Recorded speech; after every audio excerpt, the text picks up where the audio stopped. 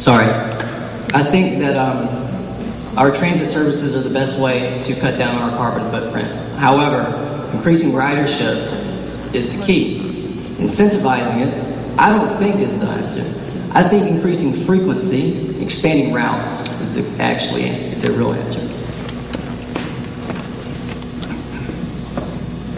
Well, actually, the greatest contributor to pollution are buildings, inefficient buildings. And the program that I mentioned earlier, the PACE program, I would love to see our community take advantage of a program like that, where we have a loan pool, where we not only reduce our carbon footprint by making buildings more energy efficient, but we also make the lives better of our citizens, particularly those with the least incomes, where that so much of their dollars don't go into heating and cooling their homes, and their landlord would care less because his rent's the same. I think I've already done something pretty innovative because I was the first office in the county to go to 4-day work week. And I think those kind of little things, everything we do in our life every day affects our carbon footprint, from how much we drive, how much we throw away. We can do it in so many little ways, and a lot of it's education. I grew up at a time when we weren't quite so affluent. I'm one of 7 children, daughter of a law enforcement officer, and so we had to use it up, reuse it, give it away. So my family was in a recycling program long before anybody ever heard of recycling. And so it's a lot of it's education. I think we have a lot of people that just don't know how to do things that would save them money and help their lives.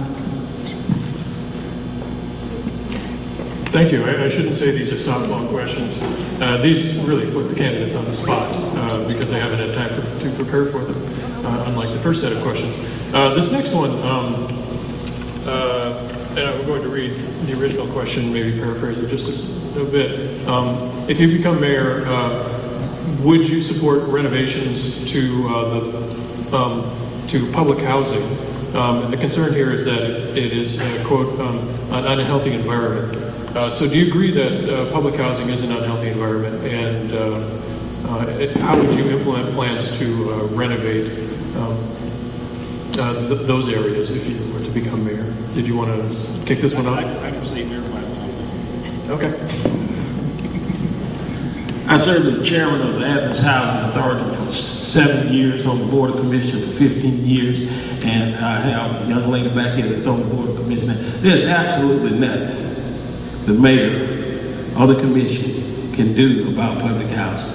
It's a federally funded program, a federally run program. The mayor gets to appoint commissioners to that board, but they are still bound by the federal regulation to do that. So to say that we would renovate it, we've spent years and years renovating it. As money comes in, we do what we're able to do. And we're one of the best authorities in the country. We're one of the best run. Still, there is nothing outside of being supportive in the appointments and supportive in the collaboration that anyone else in city government, county government can do about public housing.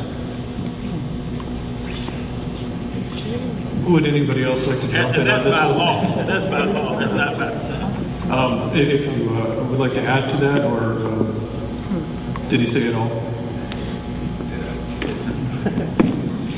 I think potentially the question might come from the fact that we have a number of Section 8 state-run apartment complexes here in town. Our housing authority is run by Rick Parker. Like Charlie said, they do a great job. Had a meeting with them a couple of weeks ago about what they're doing and the things that they implemented, and trying to copy their model when we're doing the Renew Athens projects, because it's going to be a higher density of a low-income group of folks. And so we're implementing situations like a one-strike you're out policy, a visitation policy where if your visitor comes on the property, that the person is responsible for the actions of the visitor. And those are things that the Housing Authority has done a great job at monitoring. What's not being locally monitored are the Section 8 apartment complexes, and that's where the issues lie, and that's probably where the question came from.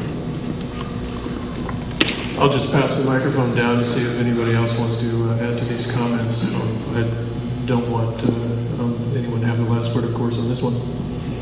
The only thing I'll say is that I agree that we have an extremely well-run public housing authority here in Athens, and have had for years. I think this topic really, concerns quality of life.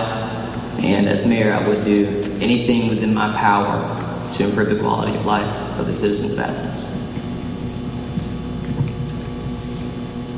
I agree. I mean, we've got to, it seems like the only thing that we can actually do is the appointing of commissioners. So if that is something that we can do to increase quality of life in people's, within these housing, then we should do that. But that seems to be the only thing that we can do. So. This is a related question, and it's very short. I think it's an economically written question in many ways. Can Athens afford sustainability when we have 30% poverty? And I'll start on this end.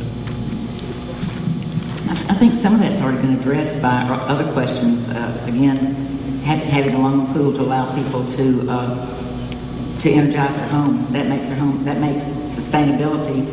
Plus, it also helps the poverty issue because those people aren't having to spend so much money on that. I don't think they're mutually exclusive. I think there are ways that we can increase sustainability and also address our poverty rate.